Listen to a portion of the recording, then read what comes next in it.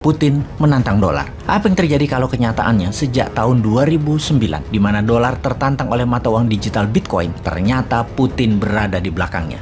Sejarah Bitcoin sebagai alat tukar atau alat bayar itu pertama kali dipakai untuk membeli 2 loyang pizza. Kurang lebih nilainya pizza tersebut adalah $8. Dibayar dengan 10.000 Bitcoin. Bayangkan, pada 3 Januari 2009 Bitcoin diluncurkan kepada publik dengan harga 0,0008 per 1 Bitcoin. Lalu di tahun 2010, untuk pertama kalinya Bitcoin diperjualbelikan di luar dunia digital dengan sistem barter. Untuk 2 loyang pizza dibayar dengan harga 10.000 keping Bitcoin. Tahukah sahabat, 10.000 Bitcoin itu sekarang berapa? 1 Bitcoin saat ini sekitar 500 jutaan, alias 10.000 Bitcoin beli pizza termahal di dunia. Diduga banyak pengamat keuangan bahwa Bitcoin adalah Russian konspirasi untuk menyerang dolar. Rusia memang ingin menyerang supremasi keuangan dolar karena dianggap tidak amanah, tidak jujur, dan membodohi dunia. Bitcoin adalah sebuah rencana jangka panjang yang didesain menyerang hegemoni dolar, juga membuka fake informasi, fake edukasi akan dolar dalam sistem ekonomi yang digiring oleh Barat. Itulah cita-cita Putin yang menginginkan kehancuran ekonomi Barat di masa dia masih dalam tampuk jabatannya.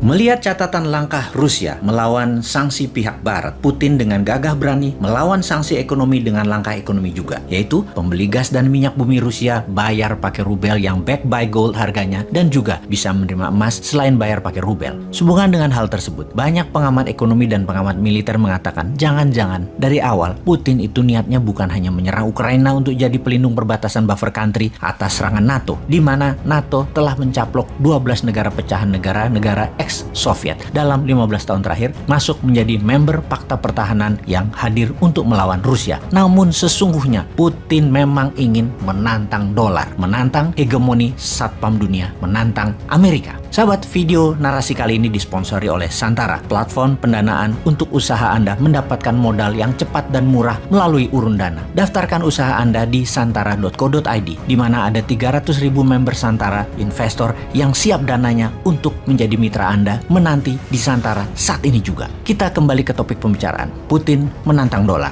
Apa yang terjadi kalau kenyataannya sejak tahun 2009, di mana dolar tertantang oleh mata uang digital Bitcoin, ternyata Putin berada di belakangnya. Kita urai perlahan analisa konspirasi ini dengan sejarah kolonialisasi dan dolarisasi. Dalam strategi Lebensraum atau living space atau mempertahankan hajat hidup sebuah wilayah, maka mengkoloni sebuah wilayah untuk diambil kekayaannya adalah hal yang biasa dilakukan oleh negara-negara kuat. Tiongkok menggunakan strategi kolonialisasi 5.0 yang menggunakan pendekatan ekonomi atau economic approach di dalam menyaplok kekayaan sebuah wilayah. Kolonialisasi 5.0 ini pakai soft power, seakan membantu, seakan wilayah yang dikoloni diambil kekayaan alamnya tersebut itu dibantu dengan membantu membangun sesuatu, padahal membangun tersebut adalah membangun pakai hutang yang belum tentu produktif karena tidak ada unsur lokal yang terbangun atau yang terpakai. Paling hanya lahannya saja yang di kemudian hari akan membelit negara koloni tersebut. Rusia di sisi seberang Amerika dan sekutu juga ekspansif, namun menggunakan strategi kolonialisasinya menggunakan model kolonialisasi 3.0, yaitu yang dicaplok dijadikan negara bagian, menjadi bagian dari konfederasi. Kalau kolonialisasi 2.0 itu seperti dulu bangsa Eropa ala Belanda, Inggris, Spanyol, Prancis di abad pertengahan,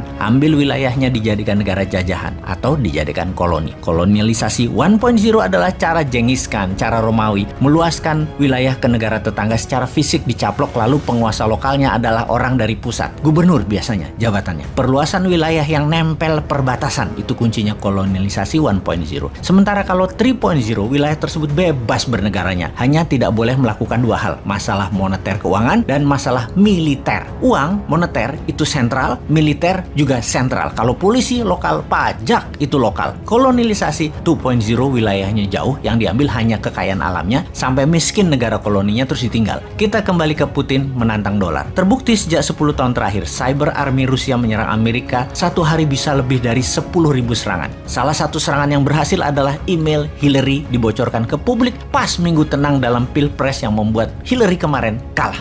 Dalam serangan cyber, bisa diperkirakan Pilpres Amerika 2024 nanti, Trump pasti akan dibantu Putin karena Trump akan mengambilkan dolar backed by gold dan membuat Federal Reserve di bawah Kementerian Keuangan. Dan hal ini memang sama, yaitu cara kelolaan MMT, Modern Monetary Theory yang dianut Newman, rupiah backed by gold dan Bank Indonesia akan di bawah Kementerian Keuangan jadi Dirjen Moneter. Sama prinsipnya. Dalam hal cyber army Rusia, kecanggihan Rusia dalam teknologi memang diacungi jempol. Cyber army-nya the best. Kalau Amerika kuat di militer secara fisik, Tiongkok unggul di produksi barang kebutuhan, Rusia adalah unggul di teknologi digital. Rusia dan Tiongkok berkali-kali menyatakan pembayaran produk negaranya lebih prefer menggunakan rubel bagi Rusia dan yuan bagi Tiongkok. Ini adalah bentuk perlawanan. Negara yang kalah pengaruh pasti takluk. Beli barang Tiongkok pakai yuan, atau negara Eropa beli gas Rusia saat ini pakai rubel. Sungguh, kalau dalam pemikiran para free thinker, dolar dicetak tanpa ada jaminan adalah penghinaan bagi negara lain yang berdaulat. Sangat mengherankan ada pejabat sebuah negara membela mati-matian dolar yang bukan mata uang negaranya, devisanya tercatat banyak disimpan dalam dolar, membangun pakai pinjaman dolar. Sungguh,